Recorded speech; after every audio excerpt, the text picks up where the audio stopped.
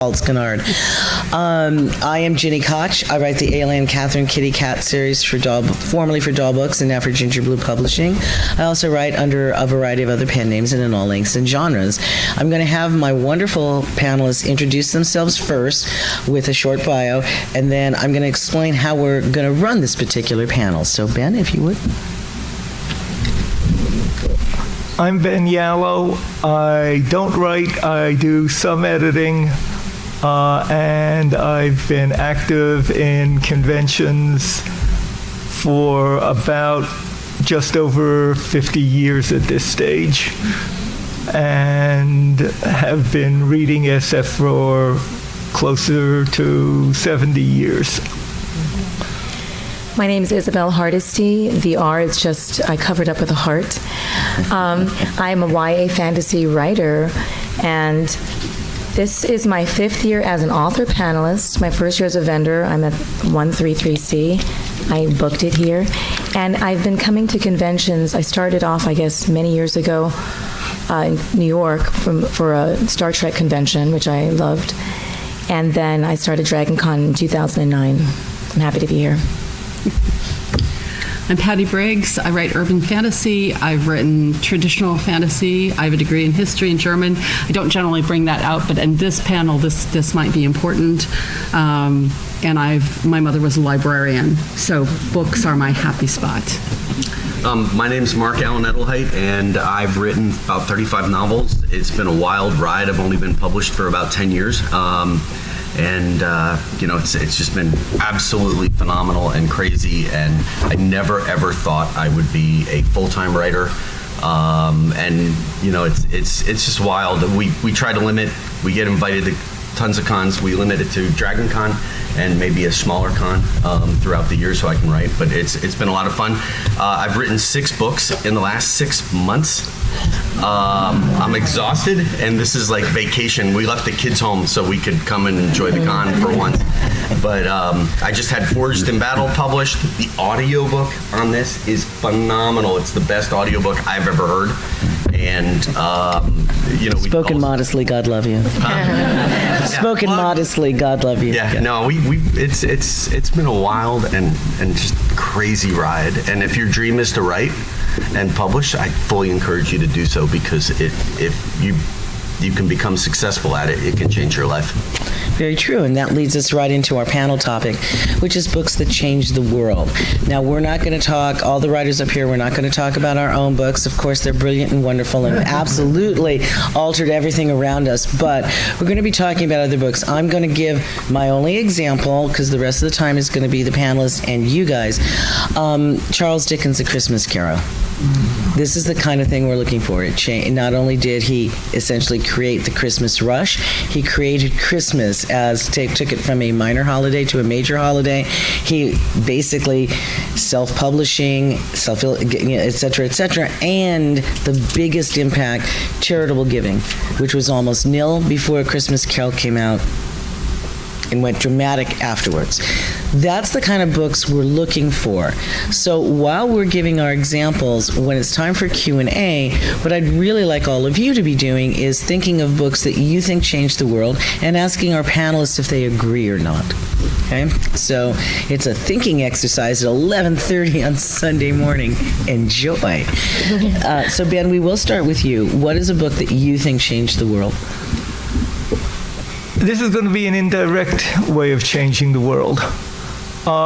There was a story in Astounding Science Fiction in 1943 that had a space station called Venus Equilateral.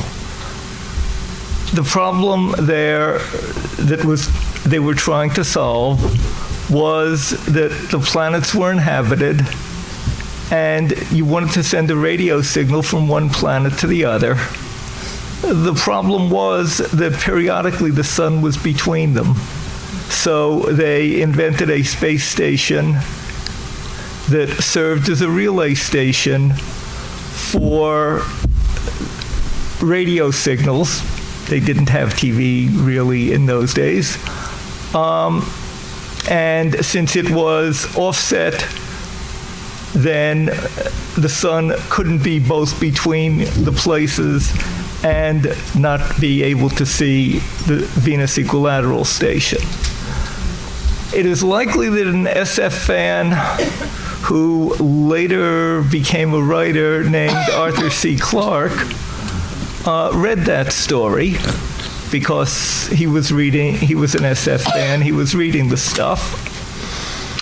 He wrote an essay for a radio journal that talked about putting a satellite into high orbit that would again be useful for being able to see the entire Earth and therefore be able to serve as a relay station.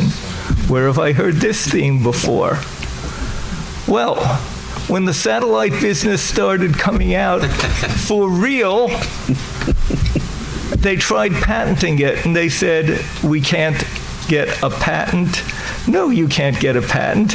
Here's this perfectly good description of how this all works in a journal written in the 40s. So, sorry, no patent. But it changed the world. Absolutely. Yes. My grandmother was a huge hard science fiction fan, and she said she wanted to see what the world would look like after she was gone. So, awesome example. Isabel. What's the name of the book? It's a short story. Short story. It got collected in a collection called Venus Equilateral. Author's name was George O. Smith. If we're opening this up to include Charles Dickens style writing, I'm going to say, I have so many, I could just continue it. One of my selections that I wrote down today was Invisible Man by Ralph Ellison. That was something that when I read it, it just rips you open. And it's about an African-American man in America who, he's unnamed, and who basically lives invisibly, and you walk through his shoes and see how he lives. So I know that it changed the world.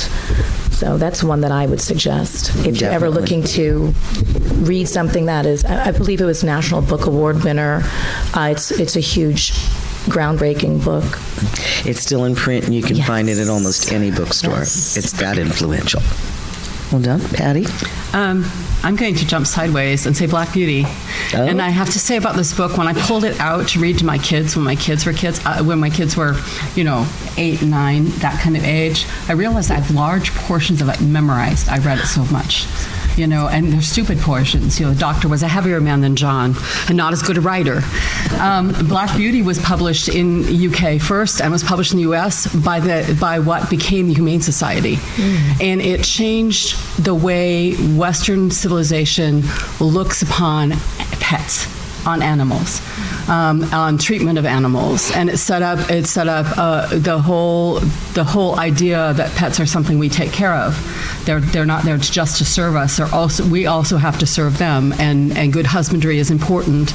And there's when I read this book to my kids, I realized that I set up the whole morality of my life is based on Black Beauty. Always, I'll pick your feet up well when you trot. Never bite or kick, even in play. Do your job well. Ignorance is no excuse. Ignorance causes way more trouble in the world than evil. And all of these things that are just woven through this story. And it was incredibly influential, mostly because it's so quiet. Nobody, if you think of books who changed the world, that's not one you pick out. I have a whole list of here, like the first encyclopedia, Chaucer's Tales, Huckleberry Finn, the Bible, the Quran, and the one I picked to tell you about is Black Beauty, because I think that the quiet ones, the subtle ones, do a better job. Except you do hit. You hit me every time you see a sunlight. That doesn't count. Mark? Gosh, there's so many books out there. You mentioned a number of them that are just so influential. Tom Sawyer. One of my favorite scenes in any book is where, Samuel Clemens is describing Tom Sawyer in church. And it's like the pastor prays for the United States, and then the pastor prays for the state, and then praise for the county, and it just keeps going on and on. And suddenly, as you're reading it, you're realizing that he's describing what church is like from a 6-year-old boy's perspective, who all he wants to do is go out and play. Fantastic book. Another one that really changed the world, I would say Tolkien. The Hobbit. One of my favorite stories ever is when he submitted the book and the editor went ahead and said, you spelled dwarves wrong. And his response to that was something along the lines of, excuse me, I wrote, and the editor quoted the Oxford Dictionary, and Tolkien was like, I wrote the Oxford Dictionary. But having written about dwarves in my own books, I prefer Tolkien's spelling to it as opposed to, DWARF's FS. So, anyway. I've never personally spelled dwarfs with an F. Yeah. But up until that point. It was. Yeah. Yes. Yeah. Okay, so Mark did 2, so we're going to come back. Patty, what's your next one? Oh, we're going backwards this way. Yeah. I cheated, I did too. How about The Joy of Sex? That changed a lot in the 60s, the idea that we talked about sex. And it not only changed everybody's personal life for the better, because before that, education about sexual things was a no-no. We have, my history professor talked about a famous writer living in, I think it was like the early 1800s, who got married, found out that women had, do I have young children? Anybody under 18 here? Yes. Okay, Plenty. so I found out what women looked like without their clothes, and was rendered permanently impotent because he had no idea, right? And because we brought that out, and we gave people words for the parts of their body, then we gave people autonomy over their body. We gave kids the words to use so they could defend themselves from their predators, so they could tell other people what was going on. When I had a talk with a friend of mine, I live in Washington State, which is not a super conservative area, but I am in a conservative area of Washington State. I'm in Eastern Washington State. And they were talking about sexual education in the schools, and my friend, who is very conservative, was very upset about this. And I stopped her and I said, they're not teaching your kids how to go out and party with their 5-year-old friends. They're teaching kids names for their body parts so they can defend themselves, because ignorance is never safe. Mm-hmm. Education is how we make ourselves safe. And that all started for our modern era with a book called The Joy of Sex. I'm going to go to George Orwell, 1984. Mm-hmm. I loved reading that book when I was in high school.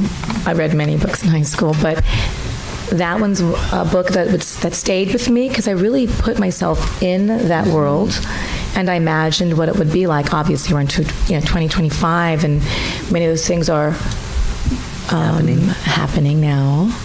It was supposed to be a warning, not a primer. Exactly. Yeah, exactly. But, it was very interesting to see how they just allowed so many things and ignored so many things. And I thought as a teenager, what would I do? And now I'm the adult. Yeah. I'm going to pick an absolutely terrible story. But Those are the best. But it's the reason that we're all here. Oh. The story is called Ralph 124C 41+. It was written by a guy named Hugo Gernsback. Hugo Gernsback then went ahead and founded Amazing Stories. Amazing Stories was the first magazine to be a science fiction. Really, we're going to talk about science fiction. This isn't going to be a general magazine. We're going to talk about science fiction, and by the way, science fiction includes fantasy and everything like that. But basically, our genre as a genre all gets derived from what Hugo Gernsback did and it started with his absolutely terrible story. Do not try and read it. It is awful. It is incredibly badly written. You've been You can warned. tell from the title because those were not words. Those were all letters and numbers. Literally number 1, 2, 4, C. Absolutely badly written, but it's why we're all here. Well chosen. Okay. Again, if you've thought of one that you would like to see if the panel agrees with, raise your hand. Yes. Grimm's Fairy Tales. Panelists? So the Grimm's Fairy Tales was collected by Brothers Grimm in about 1848. And in 1848 was the first of a couple of, I'm a history major, a couple of times that we have become interested in folklore. And the Brothers Grimm lucked out. They met this old woman. She was very old, but she told these stories word for word every time she told the stories. And she was a font of stories. So they wrote them down. They were not the only collectors at the time. They're just the most famous collectors. And they did a really good job, and they did a good job of publicizing them, too. I'll back off. Great. Yes, sir. To Thomas and Ben said earlier, the guy who invented the waterbed found he couldn't patent it because Heinlein had described it. I think it was in Stranger Land. No, Waldo. Oh, Waldo, okay. But anyway, he described it so he could invent it. But also, Uncle Tom's Cabin helped start the Civil War. Yeah, I have that down on my list of, yeah. Uncle Tom's Cabin. Uncle Tom's Cabin, and that did, I mean, you look at the impact that had upon the United States, and it really pushed us toward abolition, and then the Civil War. We had more people die in the Civil War than all of our other wars combined. Pretty wild when you think about that, and it really exposed people to the darker side of what was going on in the South, and it was not good. It removed a lot of the defensiveness, the defenses that the South had for having slaves. Mm-hmm. And there were a lot of reasons for the Civil War. There were a lot of reasons for the Civil War. But slavery was the straw that broke the camel's back, because it was the one thing that was absolutely unacceptable. And what was wild was the people that had all the slaves were the most wealthy people, basically, and the most of the people in the South that fought for the Civil War never owned one, right? They had a different take on why they were fighting. But what was absolutely fascinating about it, there's these accounts of people coming from the North to visit family members or friends who have plantations in the South, and they're just shocked at how they live, because the quality of life for those wealthy slave owners, they were leveraged with credit to the hilt to support that lifestyle. And the people that were in the North lived much better than they did. And you can go down that rabbit. I'm a huge history fan. And I just love digging into history. But anyway, I'm taking up too much time. That's okay. Ma'am, right in the front. Okay, I was trying to come up with fantasy examples, and I have a few, but I have to start with one. And it's not going to be a fantasy example, but A Raisin in the Sun by Lorraine Hansberry, if plays count, because that play was a groundbreaker, not only in its depiction of an African-American family, but also in its depiction of women, that you really did not have. I mean, for me, literature, what we call literature in the 20th century, is drama. It's, the novels, and they don't really interest me that much. But Arthur Miller, Tennessee Williams, Lorraine Hansberry, they interest me. Okay. And just the way I personally saw somebody when I was just in college, saw a female character say, I'm not interested in who I want to marry yet, if I ever get married. Yeah. So it not only changed the world, but it wreaked a personal change. It kind of validated my child-free inclinations. Good, good. Thank you. We're going to go back to the panel, and then I will grab a few more. So, Ben, another example? Before I talked about what started modern science fiction, let's talk about the book that started pre-modern science fiction, and I'm not going to count the really older stuff. One can make an argument that the first SF was the Epic of Gilgamesh. Also, first werewolf story. Yeah, but essentially, what started the pre-modern stage of science fiction was Frankenstein. Yes. Basically, all of the elements of a modern science fiction story are there. The plot is something that you could see being written right now, except for the fact that, well, no, it's already been done, but it's absolutely seminal to the history of our field, and so much is derived from there. Written by a young woman. Yep. And her work has outlasted all of the great, okay, everybody in this room, how many of you read Frankenstein? Okay. She was in with all of the great romantic poets and things, and people have read them here and there, but the one you remember is Frankenstein. And these were in their time literary greats, and nobody knew her except through her parents, who were very active and living in sin and advocating for women's rights beforehand. And for a really very, very different take a look at what Tim Powers did when he was playing with his secret history of the era. Yes. Yes. I can't, this is fabulous. I would be watching this if this were on TV. I would just stop and watch. And so I love books.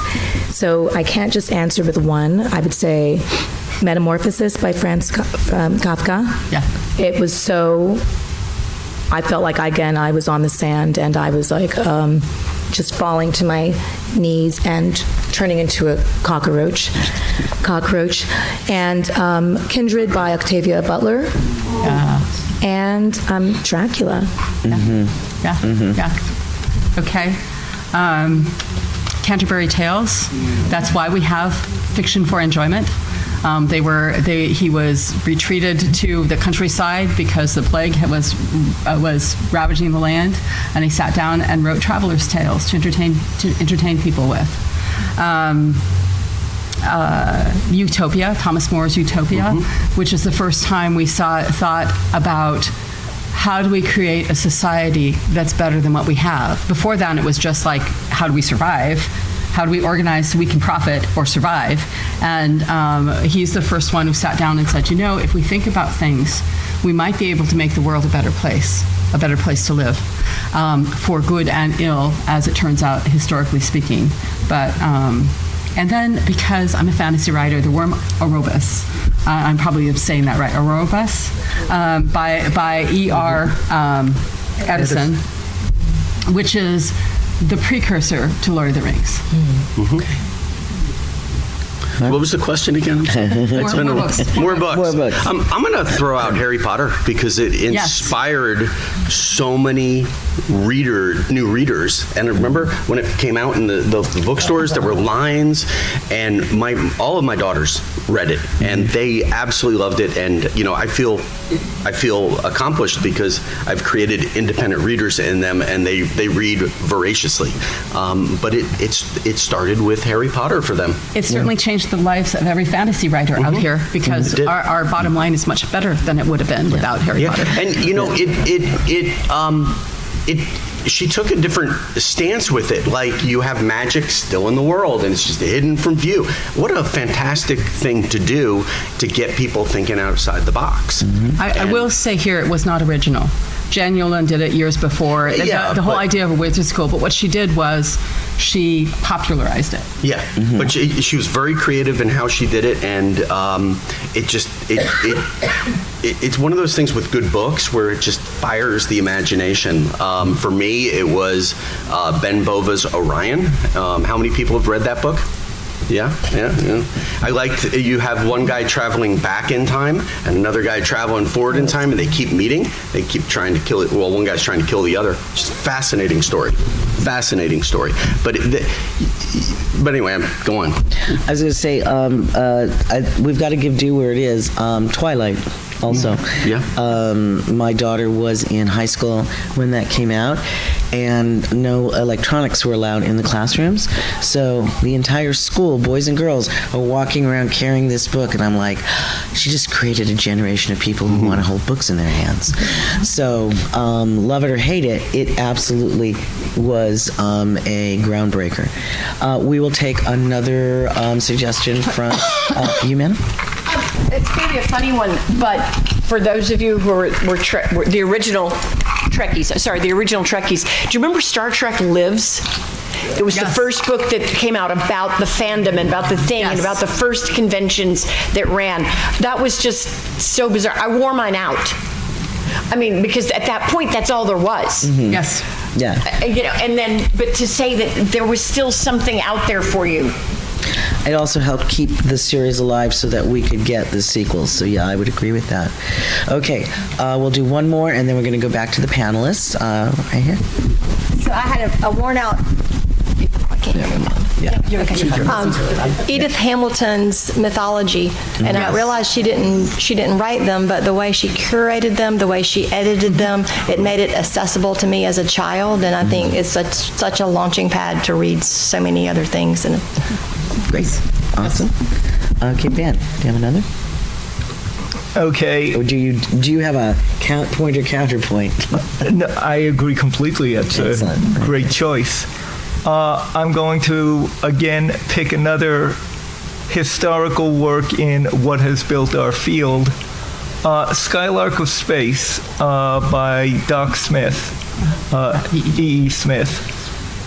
Basically, that was the first story in which we leave the solar system and discover that there are races out there.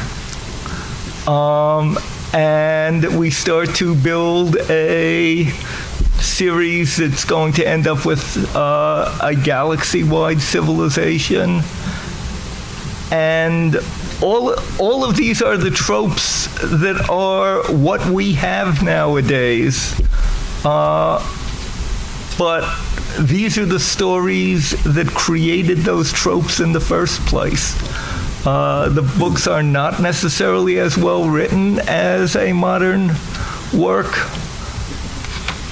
Although by the time you got to Skylark, particularly after it got revised several times, you're getting close to modern literary capabilities, although it has just as an amusing throwaway line, they get to go faster than light just by they keep on accelerating, and then they say, wait a sec, but Einstein said, at which point they say, yes, but that's just a theory. This is done in practice. He can get away with it. The book was written in 1919, which is when relativity was just being published. Gotta wonder if Einstein read that book. That'd be interesting. No, Skylark series. The Lensman series started in a couple of decades later, started in 1937 with Galactic Patrol. Okay, Isabel? These two answers are extremely opposite, but Wuthering Heights, which is intoxicating and very tragic and beautiful, and Dune, which was intoxicating, empowering, and just exciting. Patty? The Sheik by E.M. Hull, which spawned the beginning of the romance novel, at the beginning of unhealthy relationship romance novels that dominated through from, let's see, she came out in 1921, I think, something like that. And this is off the top of my head because I forgot to look it up. And the idea of a dangerous man, the idea of rape means love. I mean, these are terrible things. We're talking about change the world. We're not talking about change the world for the better, right? The idea that love needed to imply conflict, that it was submissive and dominating, and this dominated women's literature, reading literature. I remember reading the Silhouette and the Harlequin novels when I was in college, when I was, 18, 19, 20, when these were really influential on who I was. And I can remember the day I sat reading an old favorite, I think it was a Charlotte Lamb, and the very end scene, the heroine apologizes for being immature and causing all the problem. And I thought, she's 19, he's 45. Yeah. She is immature, and she doesn't have anything to apologize about, and I kind of feel like the guy belongs in jail. And after that, I could not read them anymore. But that is a direct result of The Shake. The Shake was an incredibly popular book when it came out. It went through something like 18 printings the first month it was out. And it turned E.M. Hull into an immediate star. She hung out with the new Hollywood stars of the ages. And the other book I really hope is going to be influential. I hope. I was born in 65, the beginning of the space era. I remember my whole family sitting there when they did the first moonshot and how exciting it was. I think I was like 4 or 5 years old. And it's one of my very first memories of us just gathered around the TV set, in our black and white TV set, watching the first moon launch, and how exciting that was and how scary it was because we didn't know really what would happen to those people. And what a fabulous thing, and every time we had a space shot for my dad's whole life, we would stop and sit down and watch on TV. I remember when Apollo 13 went off and they didn't have it on the national TV, my father was very upset. Before then, of course, they had the disaster and all the TV sets started watching it again. And I'm hoping, because we've fallen away from that excitement of space exploration, and I really feel like that is the salvation of the human race. We are destroying our planet. There are too many people here. History has taught us we need to go somewhere.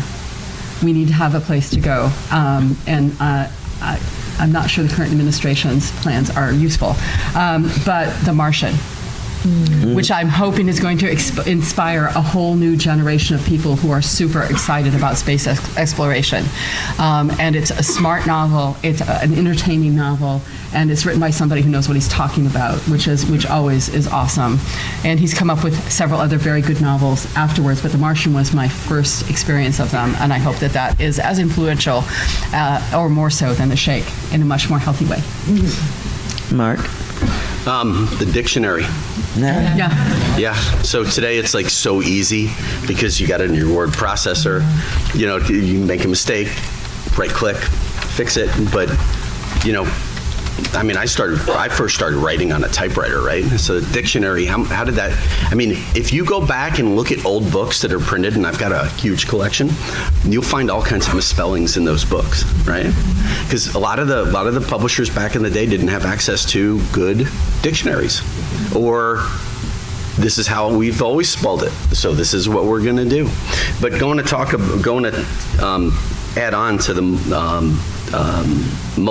becoming multiplanetary species, one of the prime reasons we need to get off this planet and become multiplanetary is because we live in a cosmic shooting gallery. And every 100,000 years, there's a near or extinction level event that happens, whether that's a super volcano. I think we had one pop off 70,000 years ago. Or we get hit with a big rock. And, we're getting to the point where we can start maybe finding those rocks before they hit us and possibly moving them out of the way. But you look at what SpaceX is doing right now, and everything, you look at the Teslas, you look at the robots, the Boring Company, all that is tied into becoming a multiplanetary civilization. And if we can get off this rock and start life somewhere else, and it's going to be very hard and very questionable. There's a really good book on that too, and I can't think of the name of it, where these two authors get together. It's tongue-in-cheek, but they talk about, I can't remember the name, but they talk about all the obstacles to setting up life on Mars or in space, and everything that'll kill you out there. And it's absolutely fascinating. I read it because I'm writing military science fiction now.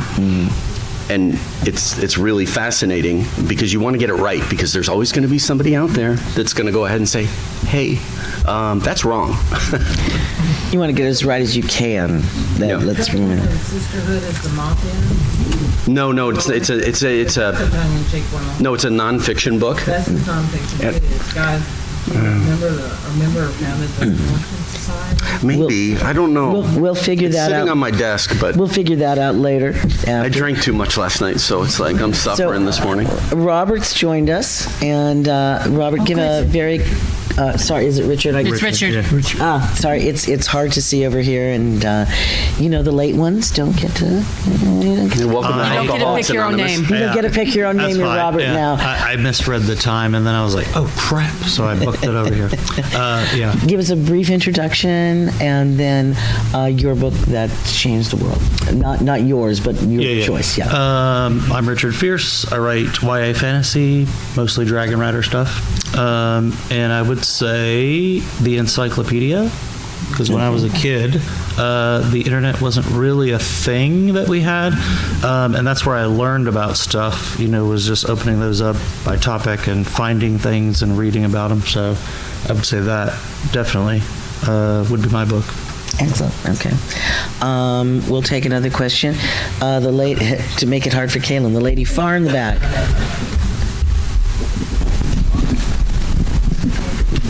Hi. Mine is probably one you've never heard of. It's by James P. Hogan. It's called Journey into Yesteryear. I think it is fascinating because it's not just that they don't use money, but they sent a ship there, and it was robots and stuff. And this was in the 80s that he wrote that.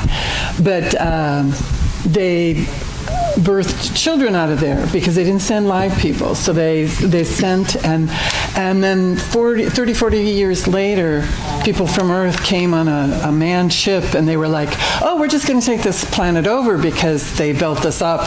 Yeah, not so much.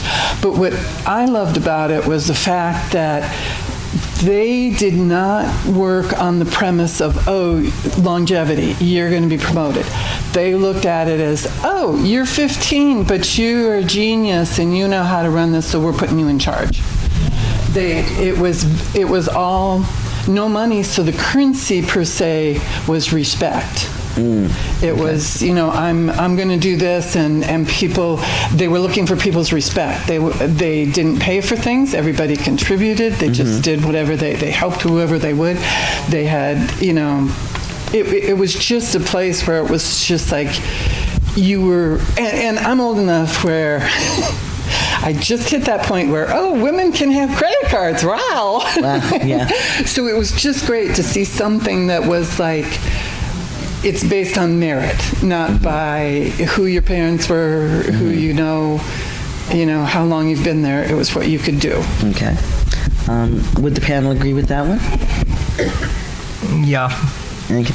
Ben's our historian, so if Ben says yes, we all say yes. Actually, amusingly enough, I first got to meet Jim Hogan long before he was writing SF. He used to work for Digital Equipment Corporation, a computer company. He was my sales rep when I was at City University. Okay, let's go. We'll do one more, and because I'm going to make you sprint. The gentleman with the longer hair. With the longer hair? Yes. I've got a really powerful voice. It's okay. It stretches far. I was going to say Run Around by Asimov. As we get into more artificial intelligence and smarter computers, the concept of 3 laws of robotics governing how something we create behaves and how we can set up and establish morality. It's pervaded science fiction, but it's also started to influence our lives, and we're talking about coding AIs and coding search engines and things to produce results that favor certain things and others, and where the morality of those kinds of situations are. Great. Good one. Okay, Mark, we're going to come back down from you. Got another? I agree. It's a great book. We're in a really interesting time now where AI is everywhere. It's on your phone. It's everywhere, and it's in the next 2 to 3 years, it is going to change how we live as a civilization. So those questions, the morality behind it, really interesting from a writer's perspective to explore. And speaking of Asimov, I like the iRobot. I thought that was really cool, a cool story, and it's something to be very aware of and very concerned about. And because pretty soon we're going to get to AGI, and when that happens, we may actually be there now. We just don't know. And I mean, how would you know, right? Like when you have versions of AI basically trying to back itself up so it doesn't get deleted. Really interesting stuff. Blackmail its creators. Blackmail its creators, yeah. Doesn't get deleted. Or telling people to die. That's scary, right? And, but go and ahead. every question you ask ChatGPT uses this much water. Every question anybody asks uses this much water. We'll see. Is it worth it? I don't know. My answer is no, because I like to stay alive. That's me too. Yeah. Well, it's the Skynet thing, right? Yeah. It's like, what time did they turn that on? And I think we're past it, but only by a literal timeline. We're turning Skynet on right now. And again, cautionary tales, not supposed to be blueprints. The other interesting thing is that Asimov had to figure out how to have things that followed the 3 laws still be able to lie. Yeah. Well, right now we are in the process of discovering just how much AI lies to you. And it does lie. It does. It lies extensively. There have been some fascinating court cases where, for example, lawyers who did all their homework by ChatGPT cited very useful court cases supporting their legal position, and they were included in their briefs. ChatGPT just made up the case. Chicago Sun-Times summer reading list. That listed real authors and books that didn't exist. Yep. It's awesome. My agent has a friend who is another agent, and she went ahead and wrote some paper somewhere and used an early version of ChatGPT to do it. And it was just a few years ago, and it was all everything that was cited in the paper was like made up. It was wild. Yeah, it's amazing. About 2 weeks ago, we had a boil water warning in Savannah, in Savannah, Georgia, and it was a real thing. It came out, and one of my friends immediately afterwards, because he likes using AI, asked one of the AI models, is it safe for me to drink the water at 123 Main Street where I live, or something like that? And they came back with a whole thing basically saying, yes, the water's fine, there is no boil water warning, or no reports about that. And it literally, like 2 hours before, everything was going out all over the place. So yeah, it also depends on when the AI is trained. Like Grok right now is like, I think, March of 2024. So it won't give you any up-to-date answers. ChatGPT will. So, let me... one last thing. Okay. One last thing. What we need to do as a society is, while we're inventing this AI, artificial intelligence, we need to teach it to love us so it doesn't kill us or try to control us. I'd like to point to the documentary film Age of Ultron for what's going to happen, for what is coming. Richard, you haven't gone to town. Give us a lot. So, what's your next one? Book that changed the world. Oh gosh, I don't know if it's been mentioned, but the Bible would be one, obviously. Patty mentioned it briefly, but you get to talk about it. Sure. I mean, it, basically broke away a huge part of the Catholic Church to Protestantism once they could read the Scripture for themselves. It wasn't controlled by the Church, things like that. That changed the world, obviously. The common man could read it. And, there's morals and all that kind of stuff in there as well. A lot of people died, both directions. Mm-hmm. Yeah. Yes. So, yeah, I would say that's a huge one. I don't know. You can give us another, because like I said, you got to catch up. Sure.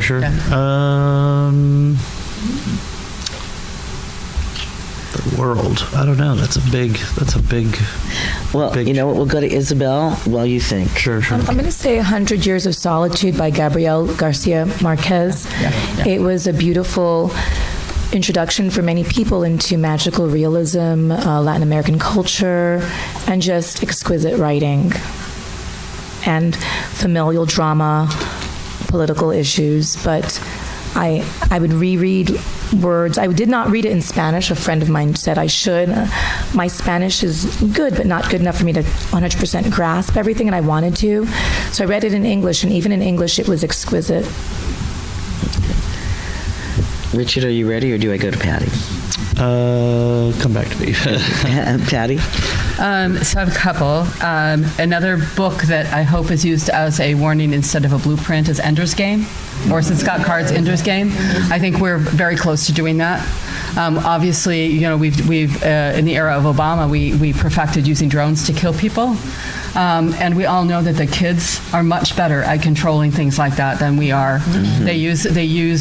They found that one of the reasons why the U.S. has our jet pilots are way more accurate than the jet pilots of a lot of other countries, because all of those jet pilots grew up playing with simulators and Nintendo and things like that. So their hand-eye coordination is better than my generation's hand-eye coordination. The other one I thought of just because it's fun is Tacitus, the Agricola and Germania, which is the only history we have of the early Germanic tribes in modern Europe. And it's told by somebody who is trying to make the Romans look good, so we don't have all sorts of things, but they have wonderful stories like the Langobarden tribe, which is a real tribe that existed in the area of like Germany, I think it's southern Germany, where the women went out to battle with the men, and they just took their braids and they braided them down so that they looked like they had beards, and went and fought side by side with the men. And so you can't believe that is probably true, but there's a lot of stuff in there that you can't believe. But it is the only written history that we have of the people in existence in that time. So to me, that's incredibly important, because our history is what our present is based on. Mm-hmm. And when it comes to history, like Josephus is a great example. If you've never read his work, it's absolutely fascinating, because he's telling a history, but that history is biased. And he was a Jewish general during the revolt in 66 AD, and he was captured, and he was brought before Vespasian, who wasn't emperor at the time. And when they captured people like that, they would kill them. They'd hang on to them for a while and torture him, whatever, and bring him back to Rome and garrote him or whatever. And he looked at Vespasian and he said, "God told me that you will be emperor." And Vespasian went ahead and said, "Holy shit. We need to save this guy." Yes. And he became Vespasian's personal historian. Mm-hmm. So everything he wrote was designed to make Vespasian look good, right? Mm-hmm. So you look at the histories, and it doesn't matter what time period. So many history books, they're biased off of the time they were written. The history books that were written in the 60s, very different than the history books written today. Mm-hmm. And if you do any serious research, you will find conflicts between what people are telling you. So the important thing is that when you read something, you have to look at it objectively and make up your own mind on the matter. Try to look at it from all sides. And unfortunately, they're not really teaching that in schools today. But anyway. No, that's a really good point, Mark. Richard, have we come up with anything?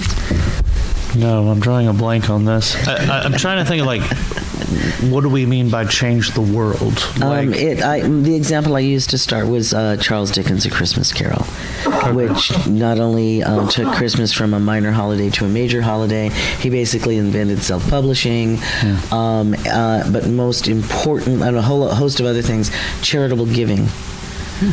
Which had been almost nil, turned into an actual thing because of that book. So those are the kind of books we've been talking about, and across all genres. Sure. I don't know. Okay, I'm going to go to Isabel and then Ben, and then you get another shot. Okay. When I was in college, my teacher said, you could read these books, and one of them was The Bluest Eyes. And I started it, and it shattered me. Then I got into other African American writers I didn't know about, but it was amazing. It was terribly gut-wrenching, but it was a very powerful book that definitely did, I believe, change the world. Ben?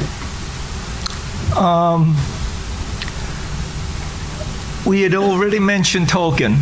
I mean, Tolkien was one of the absolute foundations of what we think of as modern fantasy.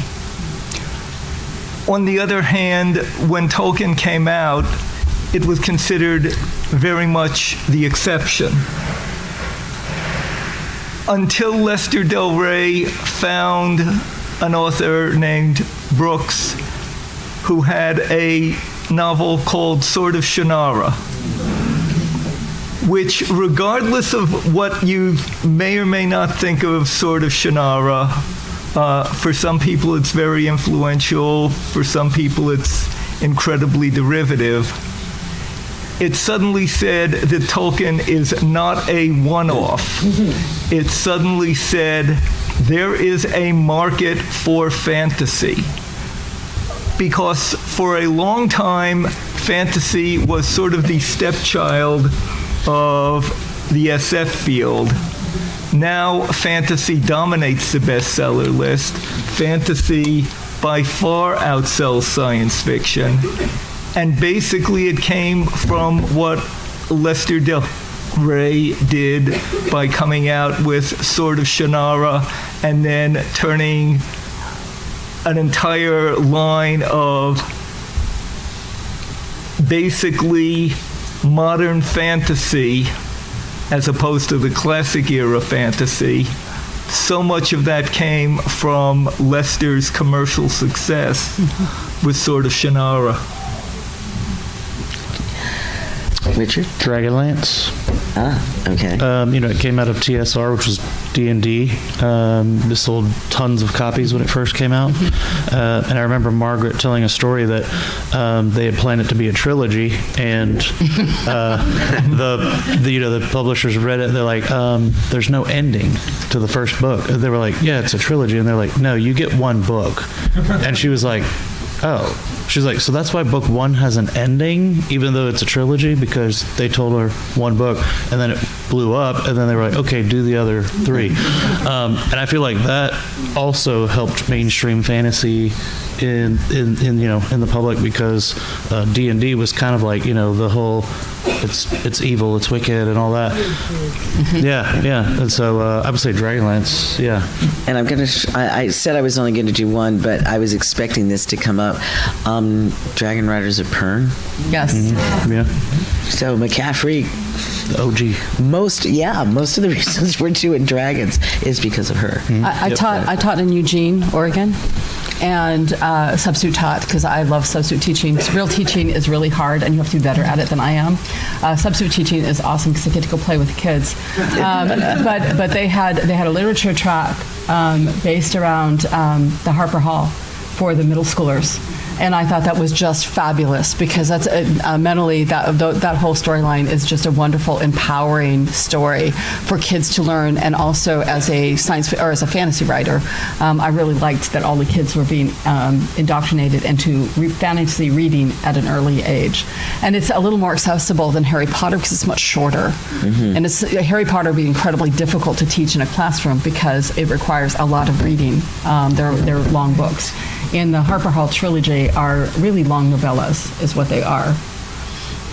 great. Okay, so we're almost out of time. So what I would like is for our panelists, starting with Mark, to tell us where they're going to be for the rest of the con and what newest releases, etc. I'm leaving after this panel. We're going home. So you need to tackle him in the hall. Yeah, no, we've got travel softball for my daughter, and so this is it for me. It's a short con. Next year we'll see you here. But all of my books are on Kindle Unlimited. So if you have KU, it's a great deal. My name's Mark Allen Edelheit, and I've got some.